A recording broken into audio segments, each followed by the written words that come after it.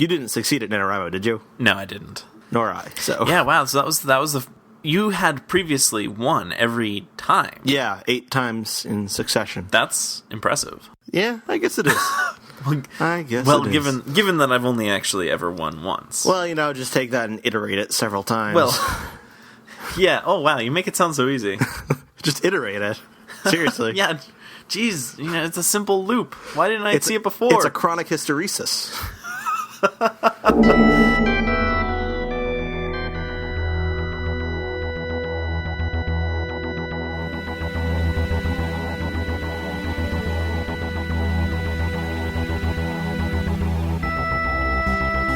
Tom Dickinson. And I'm Louis Midas. And this is the Cloister Room, a podcast about Doctor Who and other things.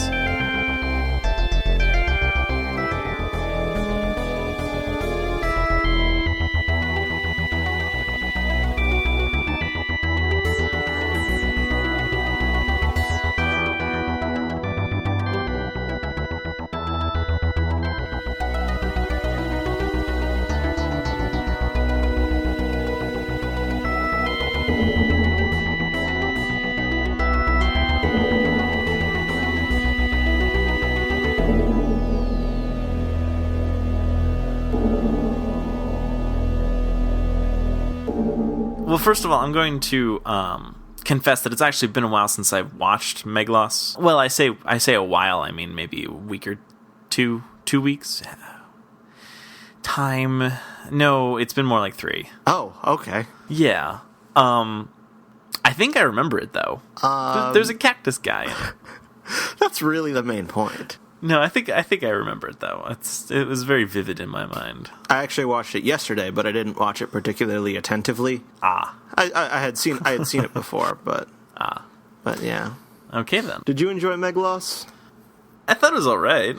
Yeah, I think it's a low point of the season, to be honest. Maybe not a low point of Doctor Who in general. Maybe, I don't know. The story's not really all that interesting. Yeah, I was kind of confused at points. I wasn't really sure of everyone's motivation. I guess Meglos just wanted to destroy stuff. I guess he just wanted to do evil cactus things. Now that you mention it, I really don't know what Meglos wanted. I don't know if that was because I wasn't watching very attentively or because it's not made very clear. Well, I mean, who can really know the mind of a cactus? I know he wants the dodecahedron. Right. He does want that. And I mean... Who doesn't? It's pretty cool. Yeah. And I know that the people that live on, what is it, Tegela? Yeah, that sounds about right. They have this very black and white view of they want religion to win. No, we want science to win. Right. They're not willing to compromise with one another either. So that's pretty much everyone's motivations. Yeah. And then they're the pirates who just want money. Yeah, I don't know. And the Earthling just wants to go home. Yeah, that's I do have to say that the episode the Serial? Serial, yes, thank God. Wow, yeah, okay. The serial ended kind of weirdly with it was just this sort of oh, we can get you back home before you left. Yeah. What was that? He also didn't have a name. Right. I believe they gave him a name in the novelization. I don't know. I've never read a Doctor Who novelization. I should do that. That sounds like a fun thing. For a lot of people who grew up with Doctor Who and were watching it and didn't have constant access to DVDs and streaming and the internet and whatnot, the novelizations were their primary way of knowing about old stories. Ah. So I often hear people who were fans in the 80s and 90s especially talking about novelizations and how great they are and how they would read the novelizations and later see a story and it wouldn't live up to their expectations. But that's interesting. And they weren't done in order. Oh. They released them in completely random order. The first one was The Daleks, which is the second story. And then the second one was The Web Planet, which was a story from season 2. And then they just completely hopped all over the place. But did they, at the very least, sort of say what order they happened in, like, oh, this book is from, series 2 or whatever. Or just like, you figure it out. This is your own adventure.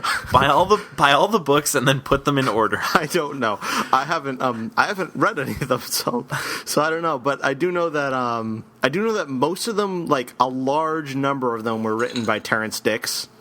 Oh. Who is a Doctor Who writer. They also don't mention in the story, like, this story's about the 5th Doctor, or this story's about the 3rd Doctor. They just call him the Doctor. And, I mean, usually not usually, but sometimes he's on the cover, so you know who it is. But sometimes you have to rely on the description of him. Oh, wow. The verbal description of him. So any mention of celery, and you know right away, you're talking about the 5th Doctor. Well... What they would always say that the 5th Doctor, they would always describe him as having a pleasant, open face. And I just don't know what an open face is, but it doesn't sound pleasant. No, it doesn't. And that's one of the cliches. And if I ever meet Peter Davison, I'm going to offer him an open face sandwich.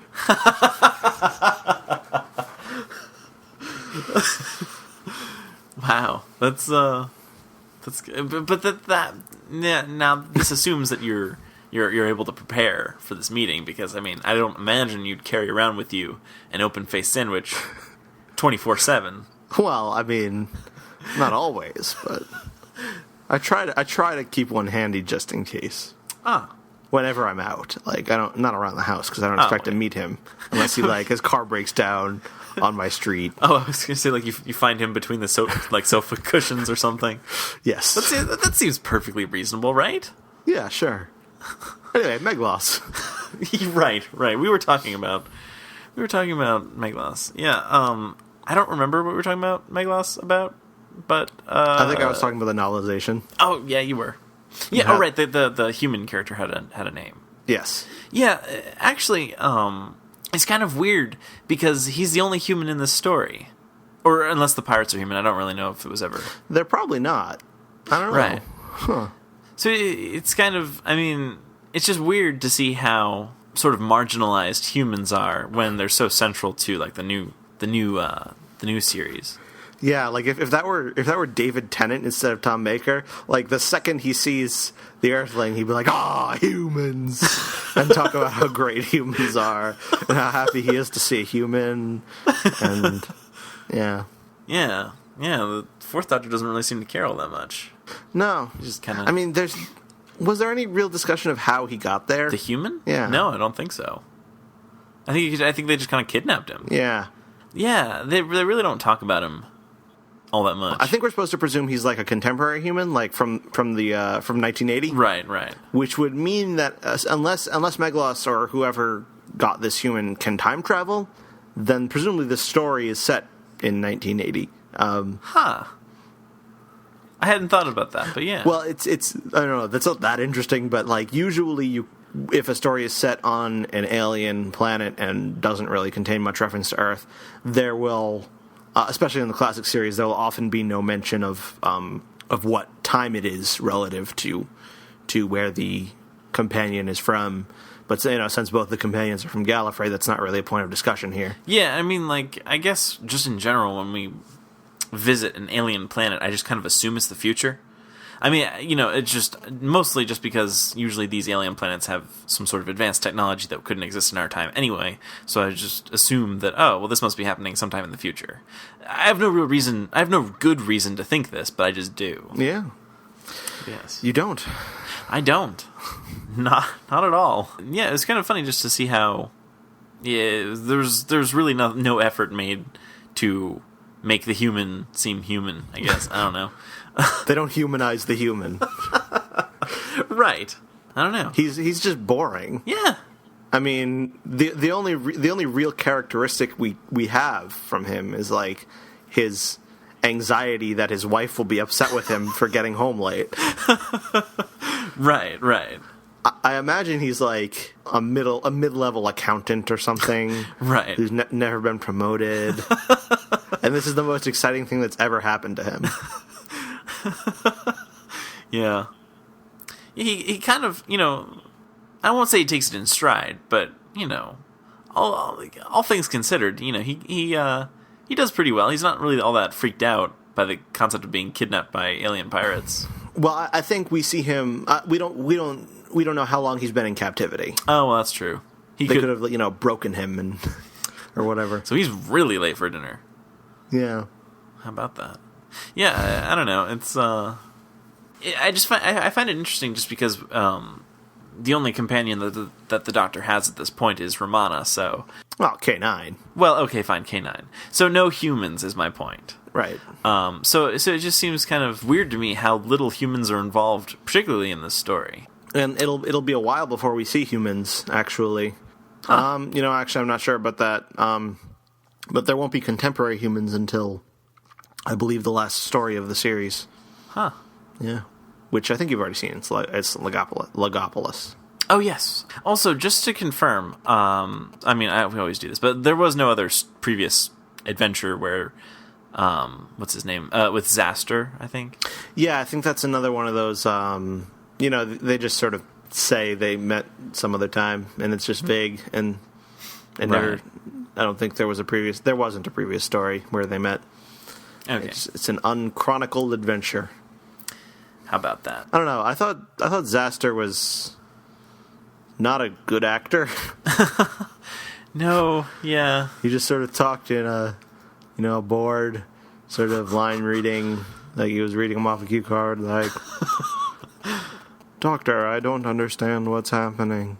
You must explain yourself at once. Like that kind of thing. Yeah, no. I get that impression. Not that there's like a whole lot to that role to sink your teeth into. Like, Right. I mean, he's a conflicted character. He sort of has to keep the peace between the savants and the Dions. But that's about it. Yeah, well, sometimes that's enough. Oh, and what's her name? Lexa, the head of the Dions. Are you aware that that's Barbara? Right. I thought she looked familiar, but I didn't process that until I read it. But yes, It's Barbara from the original cast of Doctor Who. It's pretty weird. Yeah, I think she's the only person who was a regular in Doctor Who and then later came back as a different character. It's happened the other way around. Right. Most recently with Karen Gillan, I think. Oh, right, yeah. Appeared as a soothsayer. Yes. A soothsayer. And, yes. A soothsayer. Appeared as one of those in the Fires of Pompeii. Yes. And then was a companion. I forgot about that. Yeah. I think I actually did go back and rewatch The Fires of Pompeii after I'd seen Series 5, thinking like, oh, this will be awesome to see Karen Gillan, before she was Amy Pond. And then she had like one line or something, and then you don't see her again. Yeah, but you can definitely tell it's her. Oh, absolutely. There's also Martha. Right. Who was in, I guess she was in Army of Ghosts. Yeah, right. I don't think she was in Doomsday, but she was in Army of Ghosts. Mm-hmm. I do like how they sort of tried to explain that, like that. Yeah. Oh, she was her cousin. Well, they come up with a way of explaining. I don't think they did it for Karen Gillan, but they did it for Gwen and Gwyneth from The Unquiet Dead. Yeah, I like when they do that because it's kind of. I guess it's kind of a nice way to say like, yeah, okay, we know it's the same actress, just deal with it. Yeah, it's kind of weird because Colin Baker played a different Time Lord. Oh, right. Previous to being the Sixth Doctor. I'd forgotten that. It's very strange. Yeah. There are fans who have explanations for that, like, oh, he's like used a similar template for the regeneration or something. Well, but didn't Romana, when she was regenerating, wasn't she able to like pick her appearance, and she picked one that was Yeah, that's true. Like someone they had already met. Right. And that was just because they wanted to use the actor. Yeah, hey. Lala Ward. But yeah, no, I'm fine with that. Yeah, and I thought she was I thought Jacqueline Hill, aka Barbara, aka Lexa, she was decent in this. Yeah. It was a little over the top, but I think that's kind of what the script called for. Yeah. I agree. So yeah, I think she did a good job, and it's cool to see see her, because I like her character. I like Barbara. I like the original cast of Doctor Who a lot. So Yeah. so they're a nifty bunch, and yes. Yes. Is there much more to say about Meglos? I'm struggling, but I don't think so. How do you think the Lodger would have been if Meglos had been the villain? No, it's not a random question. In an early draft of the script, Meglos was the villain. Oh, right. Didn't we talk about that? Yes, I think so. I believe Okay. we discussed that. I'm thinking about it now. I'm trying to imagine how they would, in this day and age, sort of redo Meglos. I don't really have any good reason to say this, but I think it would have worked. I think it would have turned out really well. I actually would be very interested to see that. I mean, like, obviously the fact that, like, it's not just a cactus. Well, I think they were going to play it for laughs. Well, fair enough. Like, Meglos was going to be, like, seeking revenge on the Doctor, and the Doctor would have no idea who he was. I think that would have been good. I think that they should have played that angle. It would have been funny, but I prefer the way they went with it, where it's something a little bit more serious and mysterious. True. Which sort of works well because the rest of that episode is just so silly. True. And goofy.